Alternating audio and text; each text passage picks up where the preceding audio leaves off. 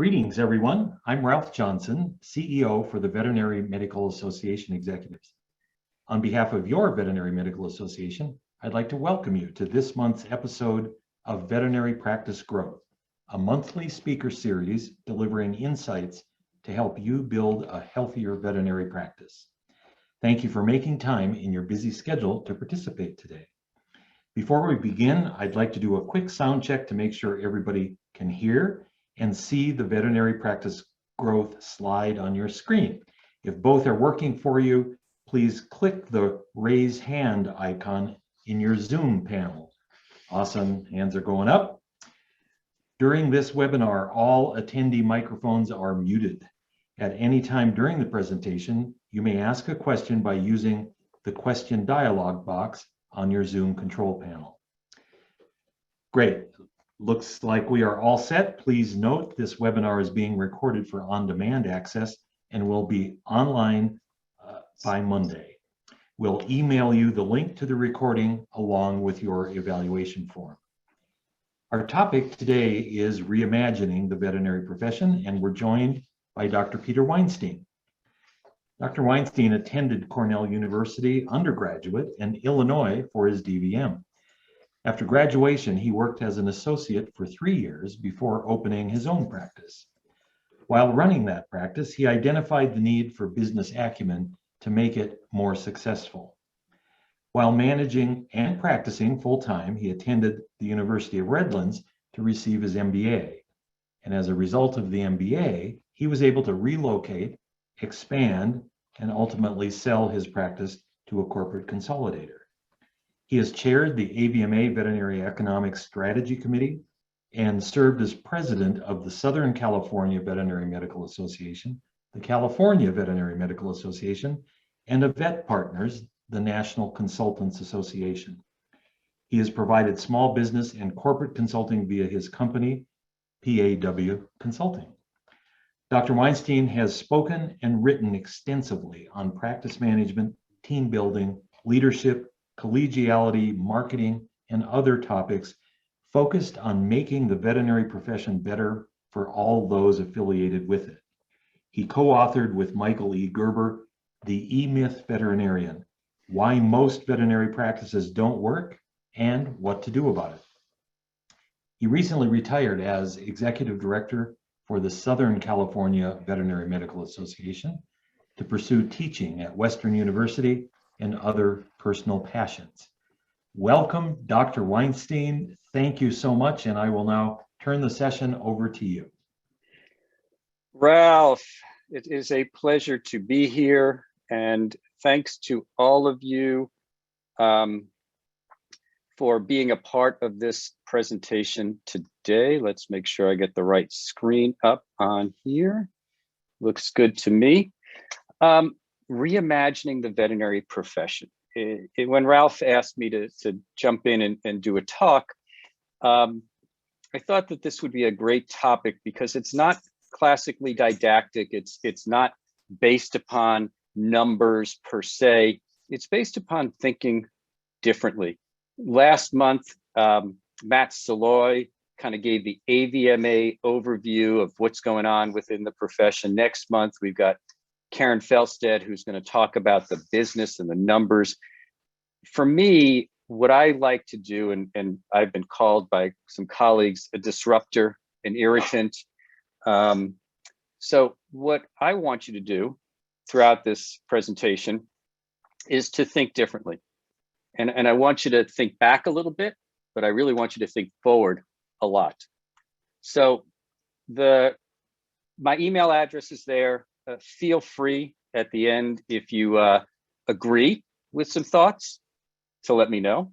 If you disagree with some thoughts, that's fine as well. And if you want to use the chat, I'll try to keep an eye on that as well. So pre-COVID, we were kind of sailing on pretty smooth waters. Business was good. It wasn't great, but it was good. Clients were coming in, revenue was growing. We were doing it the same way for decades or centuries or millennia. I like to say that we were doing it as if we were Noah. He did it 5,000 years ago. James Herriot did it 110, 120 years ago. I started in the veterinary field in the 70s. And we were doing it pretty much the same way as we had through the last couple hundred years. And so let me swap slides, because it looks like I've got the wrong slides. Swap displays. Is that better, Ralph? Correct me if I'm wrong. Thanks. Okay. All right. So we're doing it the same way. And I frequently will play the trailer for Groundhog's Day at this point in time, because it really felt like that's how we were living. So pre-COVID, here's a quick polling question. And pre-COVID, what were your greatest concerns? And I picked 5 or 6 of them, but what were your greatest concerns pre-COVID? You can make one choice from that standpoint. And we'll give this a little bit of time to wind itself through, and then we'll see where we are. Looks like profitability is leading the pack, followed by staff issues, burnout, exhaustion, and stress. And we got a couple more seconds that are coming up. Profitability still leads the way. You know, watching this come up on the screen, it's like watching a horse race, where you're just waiting for that, which horse is going to get to the finish line first. And right now, profitability is leading by like 3 lengths, maybe 10 lengths. It almost looks like Secretariat in the Belmont. It's a 31 length lead at the end of the race. Okay, I think we can close it out. Profitability, 41% of you were concerned about profitability. It's pretty close between finding an associate, finding staff, burnout, stress, and exhaustion. Probably burnout, stress, and exhaustion from trying to find an associate and staff, or you needed to find a staff and associates because of burnout. The profitability was the big thing. Corporatization didn't seem to be as irritating. And then, you know, we kind of moved forward into the next generation from where we were in March of 2021. This little booger, all 100 nanometers of it, came about. And it totally changed the way we look at things. It totally rethought things. And all of a sudden, we had to change. And change was inevitable, but change was forced on us by a virus. And we went from tableside to curbside. And we went from where we were to this storm, this tsunami of changes that the profession went through. Not only that, the first response was business died. And for the months of like March, April, and May, many of us were concerned about where we we're actually going to do with our staffs and with our practices, because business had slowed down so much from that standpoint. And we were dealing with this storm of economic challenges and a viral challenge and all sorts of other different things. And to quote Steve Jobs, sometimes life is going to hit you in the head with a brick, don't lose faith. And we're sitting there trying to figure out, okay, how do we keep our staff and how do we keep our businesses? And then all of a sudden, business got crazy. And May and June and July, and everybody was dealing with curbside and client demand. And somehow we survived. And since June, we've been living in one degree or another in this curbside approach to things. And it's really changed the way veterinary medicine was delivered in the last 21 months, because cars became the waiting room, and our staff in roller coasters and roller skates and PPE were part of what we were living through. And it just, for a profession that was deemed to be glacial in its ability to change, we had to change without question. Now, where are we? Where are we headed? What's the future going to look like? What is the destiny that we've got in mind? Because we can make lots of different choices, and you're going to have choices. This is like, let's make a deal. Would you like door number 1, door number 2, or door number 3? Or would you like Monty's cookie jar? All right, well, you have choices. Here are three choices. You can rebound. What's rebound? Well, if you think about it, rebounding is going back to where things were in January of 2020, back to the way things were, back to the past, back to James, Harriet, and Noah. Why do we want to rebound?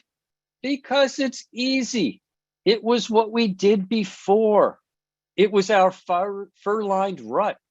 And so by going back and rebounding, we can return to the way we did things in the past. So you have a choice. You can rebound. And as soon as COVID kind of slows it down and figures out where it's going to head, you may rebound. That's fine. But you can also rebuild. So what is rebuilding all about?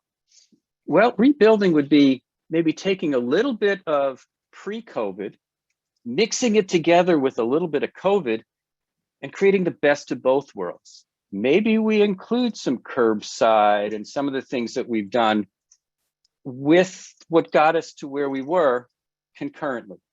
So why rebound? Because it's still safe. Excuse me, why rebuild? Because it's still safe. And it allows us to just basically continue to feel like we were before. So we can rebound, we can rebuild, or we can reimagine. If we reimagine, what we're doing is we have the opportunity to determine where we are headed, and there is no time like the present to do so. There is no time like the present to think about what changes can I make, because we've already made all of these changes, to make my practice, my profession better for me, for my staff, for my clients, and most importantly, for my patients. And to quote Tom Peters, excuse me, got a little ahead of myself. Tom Peters is one of the business gurus that I read all the time. Great speaker, great leader. He is all about disrupting people and making people feel uncomfortable. I love Tom Peters because I love making people think, challenge assumptions, and feel uncomfortable. And that is my job tonight, because it is the foremost task and responsibility of our generation to reimagine our enterprises, both private and public. I don't think we continue to do what we've been doing long-term and not cause long-term exhaustion and burnout for this profession. And even though we are still a highly thought of profession and people want to become veterinarians, I do think we have to reimagine the direction that we're heading. And if we take a look at Socrates, the secret of change is to focus all of your energy, not on fighting the old, but on building the new. So I think it's time that we stop trying to rebound or rebuild and start to reimagine. Because when you think about it, think of all of the companies that didn't innovate. So if we were live and I had a live audience in front of me, I would say, so tell me some companies that didn't change and keep up with the times. But since we're not live and since we're not face-to-face, and because the chat has a delay in it, let's just take a look at these companies. Blockbuster, where is it now? Kodak, where is it now? Polaroid is trying to make a recovery, but where is it now? I hear Toys R Us is coming back in some way, shape, or form. Borders Books, wow. I mean, it's amazing to find a bookstore anymore. Tower Records. What happened to all of these companies is that they didn't change to meet the needs of the demands of the community. And this is where they are right now. This is what happened to many companies. Now, I don't anticipate the veterinary profession to go to the sorry, we're closed forever mode, but I can anticipate some aspects of it may happen if we don't find a way to change. So, you know, if you haven't sat down and thought about it, why do you think you've been so busy? And why do you think being busy has been so challenging? You know, if you want to pop some things into the chat box as to why do you think you've been so busy, that would be great. I'll try to keep an eye on those. But, you know, there's a lot of talk about pent up demand. All of these pet owners that were waiting to come in. what were they waiting for? They had plenty of opportunity before COVID to come in. And then it's like free government money. Well, yeah, so maybe they had money to help pay for veterinary care. And then we had all these COVID pets. Yeah, exactly, Rebecca. They had money and they weren't going anywhere. There wasn't any vacation money being spent. People were home with their pets. They saw things earlier. The workflow from home made it different. They had the opportunity to come in at different times.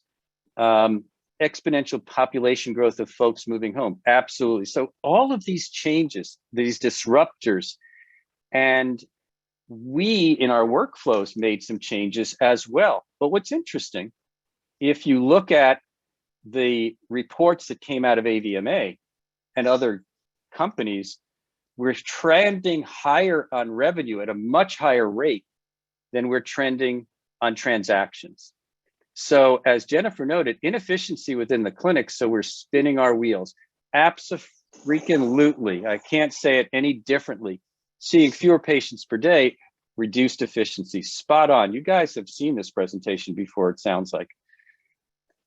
So the veterinary business model is inefficient and chaotic and inconsistent and unpredictable and expensive. And many of you probably feel just like this.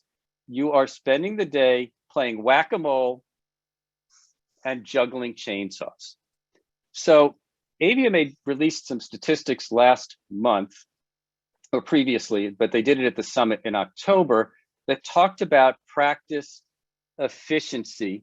And Hannah's got some good points about losing staff and now having to handle extra challenges of training new people. But my question for you, and Tisha, this is the great next polling question, is what is a percentage, using 100% as 100% efficiency, what do you think is your practice efficiency? So I feel that our practice is working at what percentage of its efficiency? And I can tell you what the AVMA numbers are when we get done with this polling question. So we're looking at, if you could optimize the way you're doing things and you were efficient and step by step in getting things done, what is your efficiency level? So right now, the horse at the lead is about 51 to 75%. We have both ends of the spectrum coming up at the 0 to 25 and 76 to 100, and then the 25 to 26 to 60. So it looks like we're gonna kind of max out with that 51 to 75%. Well, I think that's a great guess. AVMA basically said only 15% of practices are operating at 100% efficiency. Basically 50% of the practices are operating at 50% efficiency or less. So that leaves about 30% that are operating in that 51 to 75%, which is about where we have the polling showing right now. So if you're operating at 51% or 50% efficiency, it means you're working twice as hard to get something done. And so it shows in many cases that we really do have a challenging business model. And if you think about it, veterinary practices provide more services and more diverse services than any other healthcare provider. You tell me someplace where you can go and get a pedicure, a bath, get a blood sample drawn, a colonoscopy, a dentistry, and bring home a bag of food. I mean, so what do you think? That you can go see medicine, surgery, diets, grooming, boarding, dentistry, pharmacy, all in one place. We are balancing so many balls in the air that when we have all of these changes, our inefficiency escalates. And Melissa notes that all practices are operating at 51%. And yes, add rehab into that as well. All businesses are operating at 51% efficiency. There are some practices that have been operating at higher levels and some practices at definitely lower levels. This whole COVID thing has obviously disrupted the way businesses are operating. And veterinary practices have lots and lots of moving parts. The denominator, Mitchell, I'll have to get you the report from from AVMA on the where the efficiency numbers are calculated from. So if you send me a private email, I will get that for you. Some practices have found COVID to be more efficient. Well, we'll see, because down the road, that's your efficiency, but what is the client perception? Veterinary practices have lots and lots of moving parts. You cannot go to a healthcare provider where you get hospitalization, surgery, laboratory, et cetera, all in the same places. Veterinary medicine, in terms of moving parts, has more moving parts than any other healthcare provider that is out there. We are trying to be everything to everybody. And we also have more employees per doctor than most other healthcare providers. We have, because we need staff to do animal care, and we need client service, and we need technicians, and we need assistants. When you go to the pediatrician, you have a nurse practitioner and a doctor who's working 6 rooms at the same time. Veterinarians, diagnosticians, surgeons, dentists, pharmacists, technicians, managers, entrepreneurs, and way too often, shrinks. And that's not just for our clients, that's for our staff as well. So think about all of these different things, and then you think about, why should we reimagine our business? We have to reimagine our business so we don't have to be everything to everybody, because we are currently working with a broken education model that needs to be reimagined. I will, as a past leader in association medicine, in organized veterinary medicine, I would say that our association models need to be reimagined. And today's focus is that our business model needs to be reimagined. Ian notes that we have to more staff because we have to restrain our patients. Well, I would argue with that we probably don't use enough pharmaceuticals from a restraint standpoint as well. So in some cases, we should have more people restraining our pediatrician or our children when it comes down to it from that standpoint. So all of these are broken from that standpoint. The business model is where my focus is going to be. And we have a doctor-centric business model. We have, for as long as I can remember, have a doctor-centric business model. We have staff that are not used efficiently or effectively. They are not hired correctly. They are not trained correctly. They are not onboarded correctly. We are not giving staff the opportunity to be successful. We have physical plants that aren't used efficiently. Think about it. If you're a single doctor or even a 2-doctor practice, when you're in the treatment room, when you're in the exam room, how much money is being generated in your surgery suite that's being billed for, because we have an overhead cost? If you're in surgery, how much is your exam room generating? So we've got these big facilities that we use. And if you think about it, boarding and grooming is occupied maybe 40% of the time, but we pay for it 100% of the time. And as a result, as you noted in the survey at the beginning, profitability is not what it needs to be. Profitability is not what it needs to be to pay the doctor owner sufficiently, so we can pay our staff sufficiently, so we can pay our doctors sufficiently. So until we figure out how to improve our profitability by being more team-centric, by being more staff-centric, by being more client-centric, we will continue to deal with profitability issues. So think about it, and think about how we can improve our business model and reimagine our business model so that we don't constantly live in a world of chaos. And we live in a world of chaos because we really don't take the time to build the systems and the processes to deliver consistent care and consistent service. If I called your practice today, I'd get 4 different people answering the phone in 4 different ways. We don't deliver a consistent client experience. We don't deliver a consistent patient experience. And we don't have sufficient focus on business. We don't have a sufficient focus on business.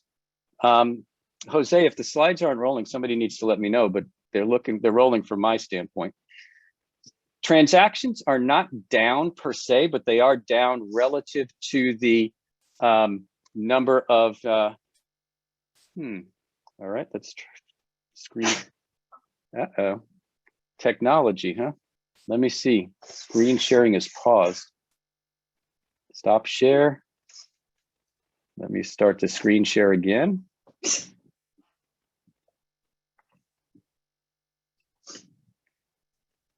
All right. Let's see. Is that better now? Seeing some slides? Okay. Are you seeing the single slide or the two slides? Just so I know. Okay, great. Thank you. Sorry. Transactions are down, not down, but they're flat relative to growth, but the cost of care is up. The cost of care is up. We've now created more and more practices have increased their fees over the COVID. It's act as a gatekeeper in many ways to keep clients from coming in. So the cost of care is up. We've created a haves and have-nots level of affordability. And we're going to see more and more complaints from consumers and pet owners as their lack of government support starts to cause them to not be able to afford the cost of care and access to care, not just access to care in physical locations, but access to care because of the cost of care. So we have created a broken business model that has started to make things more expensive for even the single average pet owner. And if your staff members can't afford your cost of care, what do you think the average person in your community can afford? So what can we do to help address this issue where cost of care, because our cost for doing business has gone up, what do we do to address the cost of care and make ourselves more accessible as well? So think about that from that standpoint. And although we're finally making more money, at what expense to ourselves, to our staffs, have we done so? At what expense have we done so? Because we have issues. The Merck study, this came out just prior to COVID. And it's a long study. And I just want to highlight one slide that came out of it. Only 41% of veterinarians recommend a career in veterinary medicine. Now, if you're comfortable and you want to post it in the chat, answer the following question. Would you recommend veterinary medicine as a career? Just pop yes or no in if you're not embarrassed to do so. Now, I have a bias. I have a daughter who's in veterinary school. So for those of you who are hiring, let me know. But 41% are not suggesting veterinary medicine as a career. And I would suggest that the challenges that COVID has added to this in terms of mental health and burnout and frustration and the people leaving the profession, even at the same time as more and more are applying to veterinary schools, has created a whole different world in which we live in, which is why we need to reimagine the way we go about doing things. Again, loans are an issue. Income is an issue. Yes, with caveats, consolidation, and realistic expectations. Yeah, and she graduates in 2023. So just in case, I'll be negotiating for her when you're ready. So we have to reimagine. If you don't execute, you go out of business quickly. If you don't innovate, you go out of business slowly. It is time to innovate. It is time to do Steve Jobs and put 10,000 songs in your pocket and come up with all sorts of different ways and start to respond to the climate change in which we are living. And I am not talking about the environmental climate change that's causing hot and cold and everything else. I'm talking about climate change that includes millennials and more pet owners in the millennial generation, more money in the millennial generation, and more staff. Virtually most of your staff are millennials from that standpoint. But do we understand the needs of each of these different generations when it comes to the service that we provide for them as pet owners and the service or the job opportunities we provide for them as employees and employers? We've become more high tech. We've got all of these tools and resources that are out there and available for us. Digital radiography and lasers and all the apps and everything that are out there. We've got this all of this high technology, and we're trying to be 24/7 access. But what we haven't necessarily done and focused on is, are we providing the experience that this new generation of pet owners and employees are looking for. Are we providing the experience that the next generation is looking for?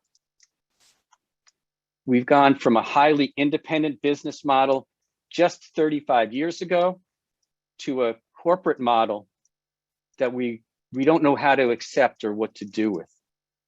But we still need to retain our independence, and we need to figure out ways to keep independent practices independent from that standpoint. We've also gone from a profession that really was happy in many ways to a profession that's uncertain, that not everybody would recommend. We've also been busy, feeling busy, but we're seeing fewer transactions. Well, I think that taps into the inefficiencies.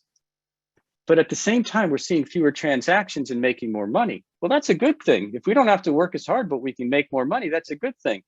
Unless we're absolutely going to create an issue where pet owners just can't access veterinary care. Again, my goal here today is really just to get you to think.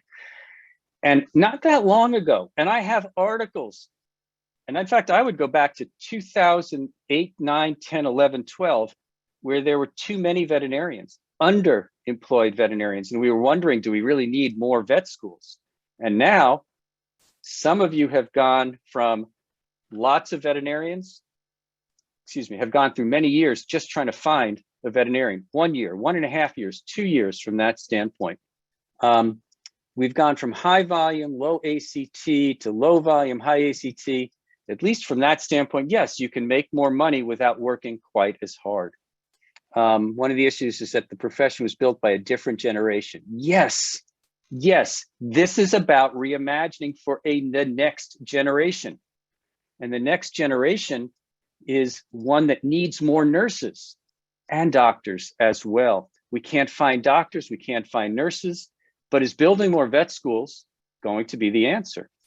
And then to compound all of these issues, is there more jobs listed than people looking? I've heard anywhere from a ratio of 4 jobs for everyone looking to a ratio of 18 jobs for everyone looking.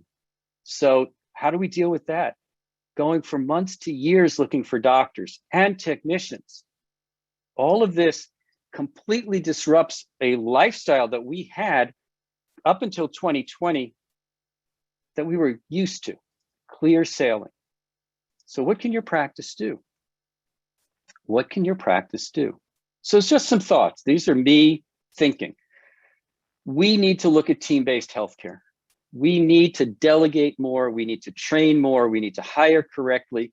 We need to use exam room advocates in the same way that your dentists use a dental hygienist. They don't have to be licensed technicians. They just need to know which orifice to stick a thermometer in and what questions to ask, and we can train them to do so.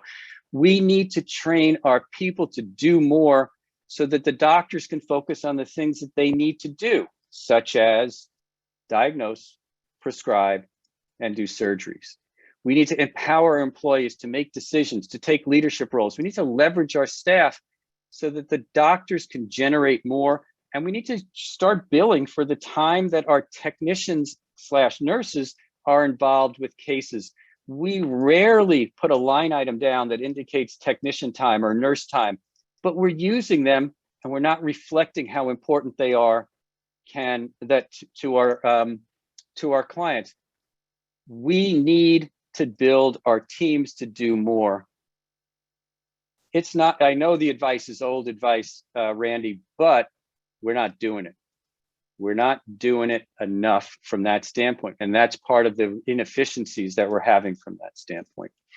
Because the limitations are not our people, but the leadership and the training that we have of those people. And as Melissa notes, underutilizing the team is one of the biggest reasons hospitals are not as successful as they are. Our inefficiencies from that standpoint. The more we can leverage our team, the more we can hire correctly, train correctly, and leverage our team, the more successful we can be as a profession, and the more clients that we can take care of, the more patients that we can take care of, and the less stressed we can feel by doing so.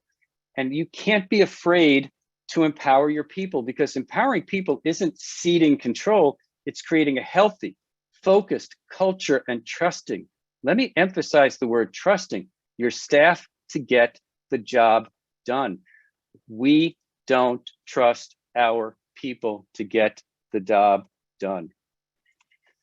When people are financially invested, they want to return. When people are emotionally invested, they want to contribute. You need to get your people more emotionally invested. So ask yourself in your practice, how can I get a greater return on my people? Jack, when people in this field are afraid to charge for things or they discount way too much, absolutely.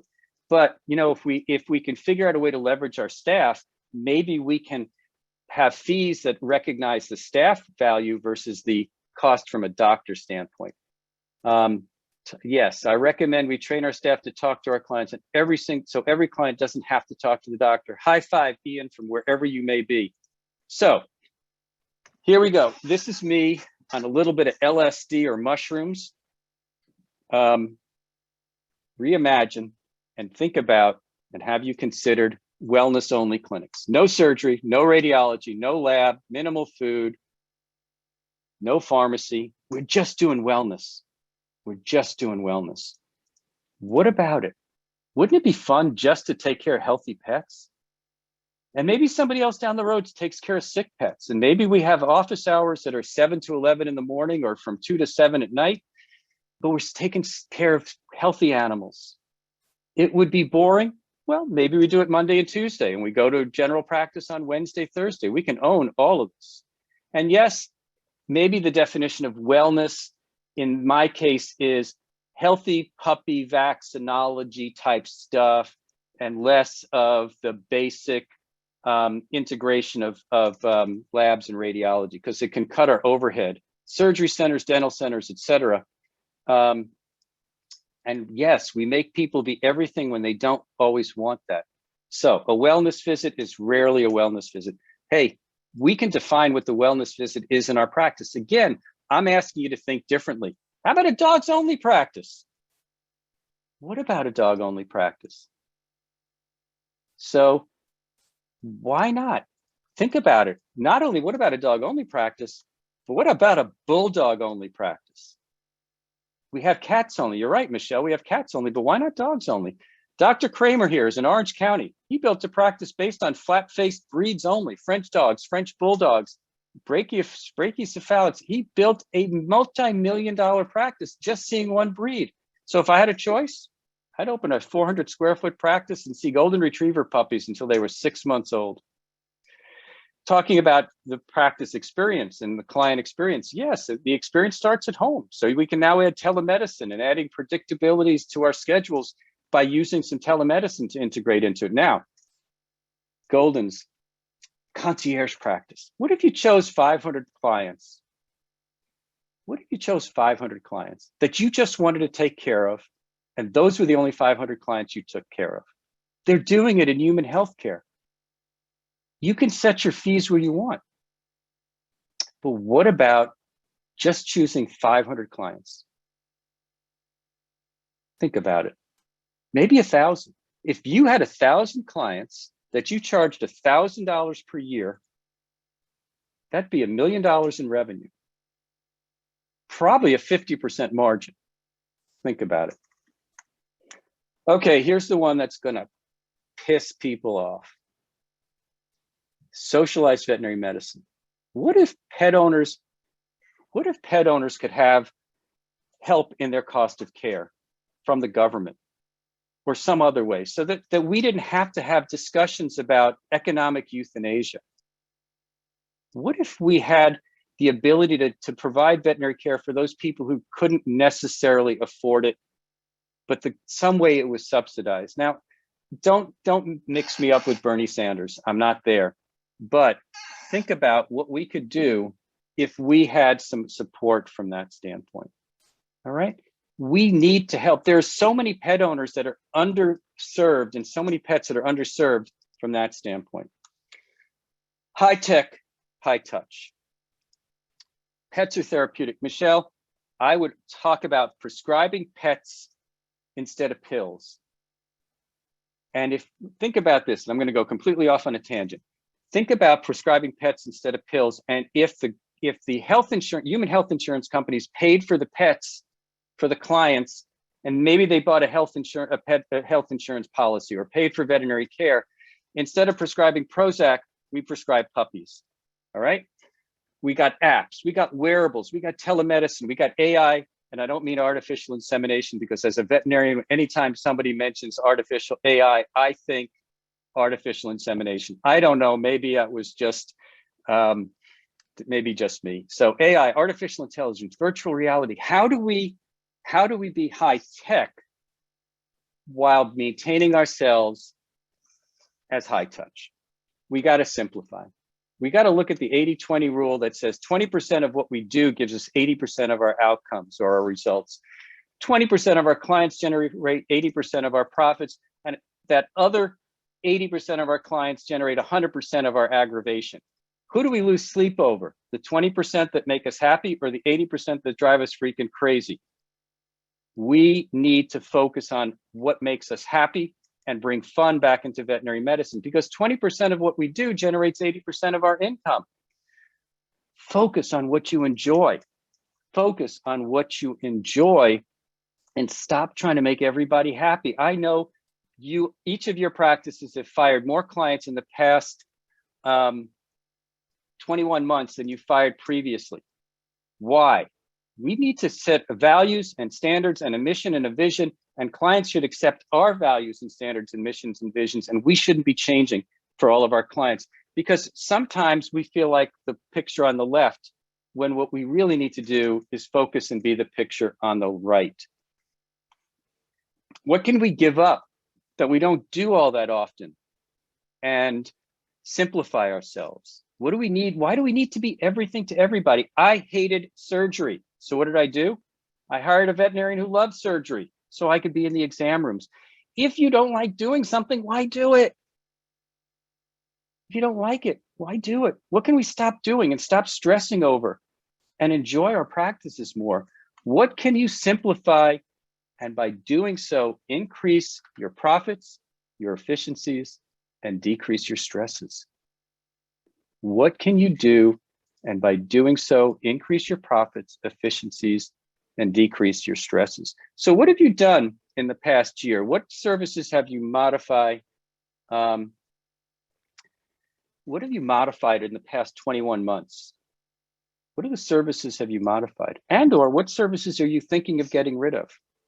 All right, because I want you to think differently. I want you to see where the future may hold. What's it going to look like down the road? So I'm going to grab my crystal ball, and this is what I'm going to take a look at. Charging for walk-ins and after-hour fees. So William talks about it's not just easy to hire that vet these days. Yeah, you know what? Maybe we need to find that vet, and maybe we need to ask them what they enjoy. Instead of trying to change people, maybe we need to try to figure out what we can all do. Stop cutting nails as a standalone. Encouraging our acupuncturists to do as a drop-off, so the DVM can do 3 or more at a time. Charging for urgent office calls. Excellent. So I think we're going to see a greater use of online pharmacies. We're seeing that already. A greater use of home delivery. We're seeing that already. A greater use of telemedicine. Absolutely, as we try to figure out how to integrate it into everything else. Hopefully, we won't be seeing PPE for very long. Curbside. I think curbside is going to be on the menu of services and items that we will have going forward. I have no question that we will have to better leverage our staff. And I would suggest maybe we don't need a waiting room. Because if we use our parking lot for curbside, why can't we use our parking lot as a waiting room and have clients wait in the car and have them come in when it's ready? So if we start to let clients back in, those clients who like curbside now could have a choice of curbside, waiting in the car, dropping their pet off, coming into the exam room. Give clients a menu of items. Lori, very many hospitals have enjoyed curbside, but ask your clients if they have. Oh God, Jacqueline, love it. Appointment days or surgery days. That's what we did in my practice. In a single doctor practice, when you try to squeeze those surgeries into the middle of the morning appointments and afternoon appointments, your afternoon appointments always start late. So we did surgery starting in the morning, and it was a surgery day. And then the other days were appointment days. Much more efficient when everybody is focused on that standpoint. I think we're going to see practices changing from boarding and grooming to doing different things as well. We could actually, if we build practices with fewer staff by doing concierge and more focused practices, all of these different things. Curbside reduced lobby crazy, so why not have people just wait with their pets in the car and then go right into the exam room instead of giving them the lobby as a place to have cat fights and dog fights? And some of those cat fights were between the clients. More cross-training, absolutely. But what do you see in your practice future? What do you see as your practice? Because now is the time to start thinking about where your practice is going to be, because this is where you are. This is the time right now, as we're trying to start to get back to some semblance of normalcy, to decide whether you're going to do it the same way that you've always done it, whether you're going to follow what everybody else is doing, or develop what you want to do in the future. So third polling question, Tisha, at this stage in the game, it's time that you rebound, rebuild, reimagine, or none of the above.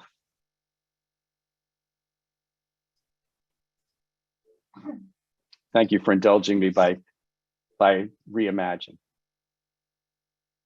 I think we need to. I think we need to reimagine the direction that we're heading. I think we really need to rethink how we want our practices to be for the health of the profession, for the health of our staffs, and to be able to provide affordable, high quality care to the average pet owner and consumer that is out there. Urgent care practices for non-life-threatening illnesses and injuries, maybe a mix of the three would be ideal. Absolutely, great answer, Jose. Yes, a little bit of all. I think we do a little bit of rebound, a little bit of rebuild, but I want to put it in a foundation of reimagine. Thank you, Tisha. So, get this out of the way, stop sharing. I'm going to bring it home. Got about 10 slides left. Seth Godin. If you haven't read Seth Godin, put him on your reading list. Seth Godin is a true original when it comes down to it.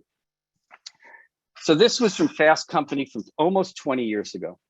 This is an essay about what it takes to create and sell something remarkable. It is a plea for originality, passion, guts, and daring. But you can't be remarkable by following someone else who's remarkable. The reason it is so hard to follow the leader is because the leader is this. The leader is the leader precisely because he did something remarkable. And thus that remarkable thing is now taken so that it's no longer remarkable when you decide to do it.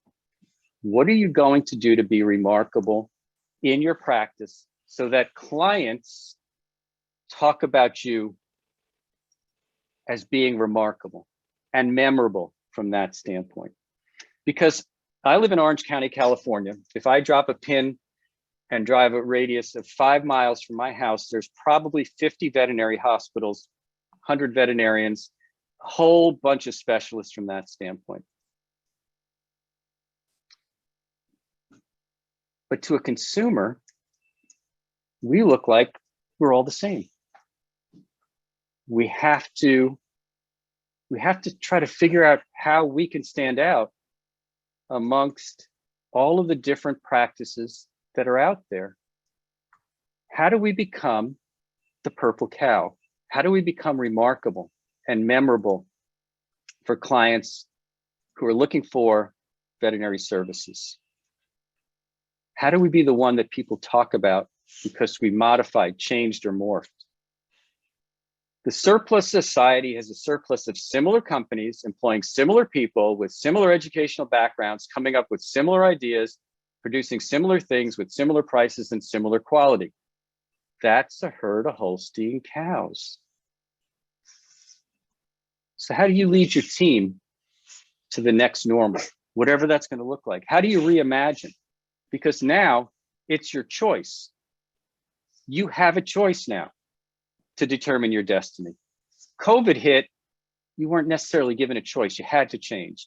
But now you have a chance to determine your ultimate destiny. And it's not conformity. Let's get rid of that. You got to find new ideas, and you're not going to necessarily find them within this profession. What can you learn from the veterinary corporations, but what can you learn from other businesses, other professions? You know, what can we dream up of ourselves? I think the more we share ideas, the more we come up with ideas, and the more we start to focus and take action, or to quote Disney, the way to get started is to quit talking and begin doing. I think then we can truly determine our destiny and set the changes and reimagine the veterinary profession for the next generation, which includes my daughter and many of your kids who are on this call as well. This quote I'm going to end with: if you don't like change, you're going to like irrelevance even less. Chewy, Amazon, Petco, PetSmart, all the different money that's out there, they are looking to change our profession. What can we do to get ahead of the curve and build the profession for the future that keeps the vast majority of our practices independent and keeps us as a preferred profession for the next generation of future veterinarians? What can we do to reimagine the veterinary profession? Ralph, I don't see anything in the Q&A, but tell you what, the chat has been busy. Let's see, Sam, thoughts? Hey, Sam, how you doing? Thoughts on the impact of a mid-level veterinary professional position? Okay, Sam, I love the idea of a mid-level veterinary practice position, but what I'd love to see is let's do a better job of employing the people we have already. Let's use our techs to an optimal position first before we start to build something else.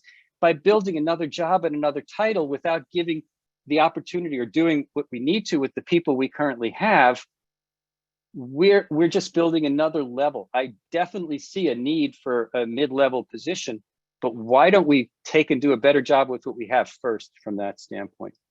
Whole other conversation on keeping practices independent. Yeah, Michelle, we can have that conversation offline sometime. Let me see if I can. There was a comment about Legos that I didn't have a chance to address. Look up Lego's response to consumers. It'll change how you view client communication ability. Yes, the client experience will be the differentiator in this profession going forward. Christine, you keep raising your hand, and I don't know how, we can't unmute you. So if you pop it in the chat, maybe we can address the comments or questions that you have, unless you're just giving me a high five, which is wonderful. I would suggest, and I didn't address it because it takes an entire hour just to focus on the client experience.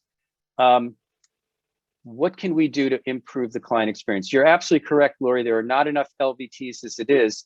And I think we need to take those LVTs and keep them in the profession. When the life expectancy of an LVT in veterinary medicine is 5 years, we don't have a shortage of LVTs. We have an inability to keep them in the profession. And we're starting to see that with veterinarians as well. Much of the shortage of veterinarians has to do with the fact that we're not keeping them in the profession long enough. Yes, and it's because we don't pay them enough.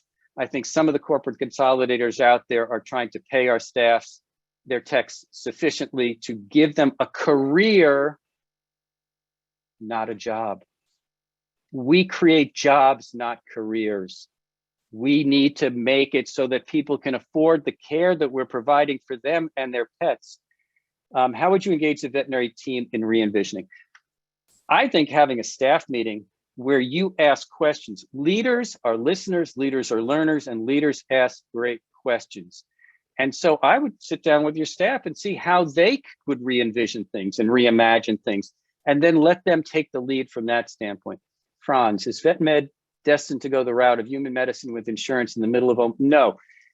Currently, pet health insurance is property casualty insurance. It's no different than auto insurance. They will, unless something changes dramatically, pet health insurance will never dictate how we practice veterinary medicine. That is a fallacy that's been going on since pet insurance first came into the realm. No, pet health insurance ultimately will help us be able to provide a higher level of care at a price point that people can afford, but we need new pet health. You want to talk about another broken business model? The pet health insurance business model is still not affordable for the average pet owner. My 13-year-old dog, her annual premium is $240.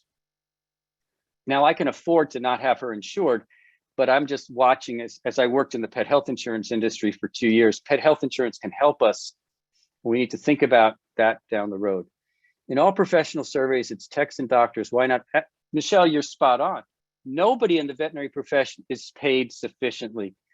And the fact is that our client service team, who are at the front desk wearing Kevlar and taking bullets and darts and knives from our clients, they're not sticking around because they are the ones taking all of the bullets. Honestly, I paid my front office team the same as I paid my technicians. This was 20 years ago, because we need to give them a career path as well. They need to be paid living wages. And one of the ways to avoid burnout in techs and in client service is to move them around the practice. So most of my exam room nurses were receptionists who needed a change from being at the front desk. How would you reimagine the way we educate veterinary technicians, nurses in order to create careers and not jobs? I would suggest that we need to build vet schools with tech schools concurrently so that veterinarians going through school learn how to work with technicians, because in vet school, the veterinary students are the technicians and they don't learn how to treat the technicians and work with them. I think schools like Purdue that has a tech school there makes a much greater opportunity for us to learn how to leverage our team and all the different things that we can do to create careers. I also want to see technicians in ownership roles. I want to see managers in ownership roles. I want to see the CSRs in ownership roles. We need to figure out ways to get stock options to our team so that they have golden handcuffs and don't want to go anywhere else. We need to pay them for the profits that they help grow the practice from that standpoint. Let's see, clients need to pay more to support living wage for the staff that can come. We got to work backwards from profitability. If you don't have all of this overhead in our practices, maybe we can have higher margins to pay our clients more.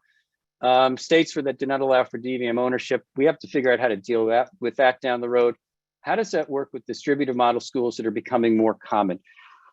In many cases, I think the distributive model schools give the veterinarians a chance to see how to leverage their staff by going into practices and seeing what the practices are doing with the leveraging of staff. I think in many cases, the distributive model schools really need to go and vet the practices that they're sending their students to make sure that they are leveraging and using the team to the ultimate. We need to give, what many staff members want is a feeling of belonging and a feeling that they're making a contribution. And when they're not being allowed to do the tasks that they're educated to do, they don't feel that they're being allowed to contribute. And yes, Andrew, and Jorge, I'll be with you in just a second. Receptionists get the backlash from clients when they don't like the charges we've made due to COVID. They have a tough job. Yeah, how many of you would like to be a receptionist at your own practice? If it's a yes, just pop it in. If it's a no, I know it's 98% of you. Jorge, can you give me an idea of what a fair hourly salary would be to non-certified technicians? I could give you an answer, but I don't know where you are. If you're in Southern California, it may be $20 an hour. If you're in Iowa, it may be 12. But if minimum wage is 15, that's where you start, okay? I think we should all be at 15 for our kennel people. So my wife, who worked in the veterinary profession, I turned to her and I said, well, the minimum wage is going up to 15. What should we be paying our licensed technicians? She said, no less than 25.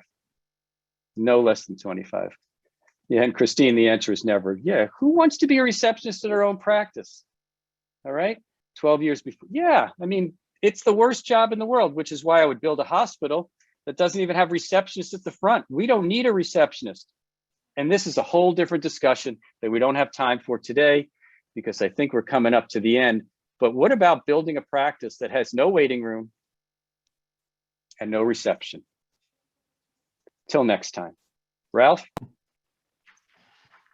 Peter, Dr. Weinstein, thank you very much for stimulating our brain cells and engaging people. You did a great job of being responsive to the great things that you precipitated in the chat stream. So nicely done. And thank you, VMA members, for participating today, making time to join us in December. And we hope you'll join us after the holidays when we'll be back on January 20th on the topic of what's the crystal ball telling us about 2022. It will feature Dr. Karen Felstad, who is phenomenally insightful and an excellent speaker. So again, January 20th. Hope we'll see you again. This concludes today's webinar, and I hope you enjoy the rest of your day and enjoy happy holidays. Thank you. Thanks, Ralph. Thank you, Peter.